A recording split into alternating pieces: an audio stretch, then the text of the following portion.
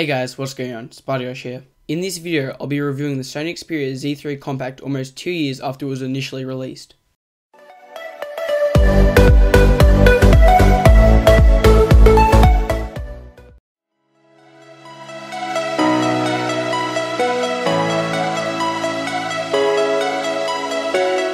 We'll start off with the specs. This phone was powered by the capable Snapdragon 801 and backed with 2GB of RAM. The phone also featured a 2600 mAh battery.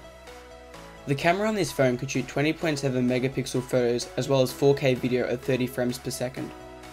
The screen on the Xperia was 4.6 inches large with a resolution of 1280 by 720. Even with these old specs, performance is quite respectable. It handles multitasking like a champ and does everything I basically ever need it to do flawlessly. YouTube playback is totally fine and it can even handle some heavy games quite well. If we look at software, we find Android 5.1.1 Lollipop. There is also a planned upgrade for Android Marshmallow. Sony's Android UI really doesn't bother me as it looks quite good and runs really fast, but that's my opinion. I can't really judge camera quality for you, so instead here is a quick slideshow of photos taken from this device.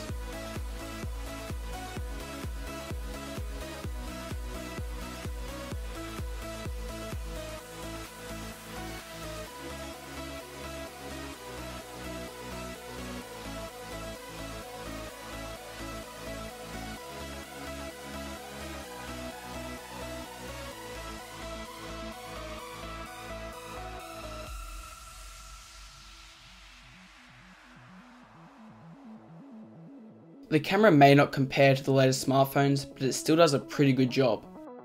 After all these years, the battery life in this phone is still pretty good in my opinion. I'm not a very heavy smartphone user, but one charge for me lasts 3 days. During that time, I generally have about 2.5 hours of screen on time. After all these years of owning this phone, I've only had 2 problems. When I updated to Android Lollipop, my battery life really decreased. After reading through some forums and then factory resetting my phone, the problem was soon gone. The second problem was the headphone jack. After owning the phone for a while, the headphone jack just stopped working. Because we're under warranty, Sony fixed this problem for us. We sent the phone off for 3 weeks and when it came back it was fully functioning.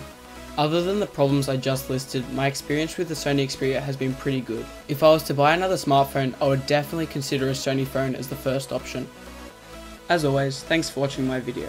And if you haven't already, make sure you subscribe, as you have no idea how much it helps me out. And if you're interested, make sure you also check out some of my other videos.